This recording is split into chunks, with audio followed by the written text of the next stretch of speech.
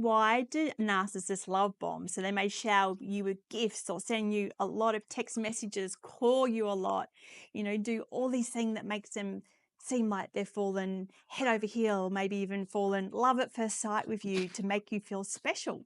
So they do this for many reasons. So the main one is to gain control. So they love bomb you so that they shower you with all of this attention, say no one's ever seen them, how you see them, no one's understood them. They may even talk about moving in with you super quick because they really want to get you committed emotionally before you start seeing the red flags. It's a key of manipulation is what it is. It's to manipulate you, and the quicker they get you under control, then they'll change their behavior from being loving and caring and nice to the pendulum shifts the other way and they go back to their real selves. They can only keep it for so long, but it's definitely a manipulation tool. Number 2, they like to mirror your ideal partner. So they like to be everything that is what they think that you want in a partner. Yeah, they're like a chameleon, and what they do is they do that because they want to mirror all of the wants and desires that you have. They have to change from who they really are to become this facade, this fake imposter of someone that actually that you're after. So they actually become this new person, and that way they kind of fly under the radar.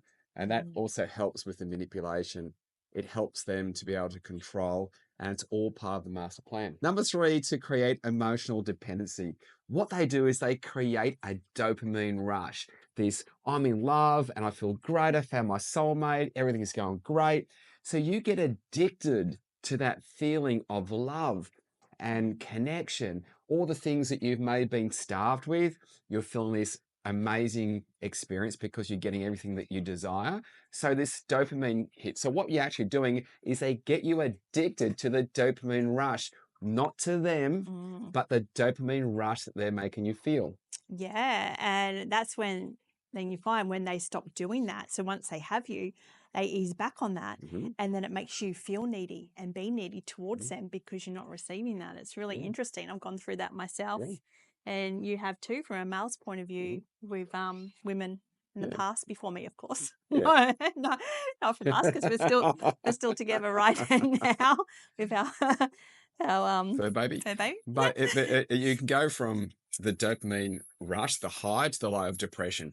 And you're like, what's wrong with me? Am I going through menopause, or am I, is my life turning to crap? Like, what's going on? And you start to blame yourself. But it's actually a very clever technique in having you to be addicted to them, but also more importantly, addicted to the life and the dopamine rush that it brings. Yeah, addicted to this distorted version of love, because Yeah. that's what it is. They never maintain this and hold this. It's a big facade to really get you hook, line, and sinker in. Number 4, to distract you from emotional inconsistency. Because if they keep you emotionally overwhelmed and you're loving all this, you love this attention, you feel on cloud 9, then you're going to ignore the red flags more or not see them. You may question yourself for a minute, but then they give you all this attention and you think, maybe I'm just thinking that because of past relationships, or, they give you this assurance, this superficial assurance that, they are this amazing person. And they double down if there's any fear that you may catch on to them. They'll double down with the dopamine rush. They'll have you more besotted by them, and then you're like, oh, this feels amazing. I'll just ignore any red flags I can see because the dopamine rush outweighs the fear. And number 5, they set the stage for devaluation. And this is where it really starts to hurt, because that's where they'll start putting you down. They'll withdraw because they have you 100% invested. This is when they start then pulling back, because, the love bombing is just the initial setup to then get you to this point where you will feel like you're not enough, that there's things wrong with you. At the end of the day, like I said, the love bombing is the very beginning. It's setting you up, and that's when they can do things like gaslighting. They can take control. Then the whole synergy changes in the relationship. As the penny starts to drop, and even if that is the case, it's kind of too late. So the big thing here we want to get very clear for all of you is the best thing is just not to attract them at all. And that's got to be the end goal is how do I stop attracting in the first place so I don't have to worry about the love bombing? Because you also too don't want to, if you meet some amazing person when you do, you've done the healing work, you don't want to sabotage a perfectly Yeah, natural but it's relationship a or good one. different type. So what we've heard from our own clients as well is, if they put healthy boundaries in when they felt like they're being love bombed and they put the healthy boundaries in, it's interesting because the ones who were narcissists, they just ghost them, right? Because they're like, oh, this is too hard basket. They don't want the boundaries, so they run early days. The ones who are authentic, then they actually see that they're beautiful souls who just so happy they've met them. So it's interesting, but they've expressed that it's a little bit too much. I'm not used to compliments. Can you ease down?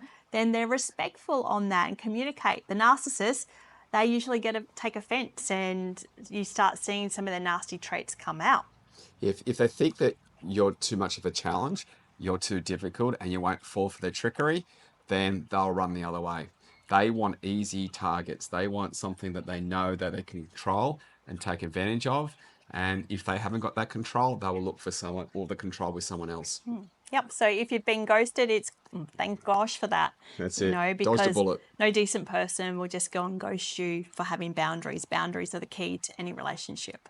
So the bottom line is love bombing is a type of manipulation to manipulate you into love. It's not healthy at all. It can feel amazing at the start, but then it has a lot more bad backlash and hurt that comes with it, and so much control, because that's what it is. Love bombing is a way of them controlling you, controlling the relationship.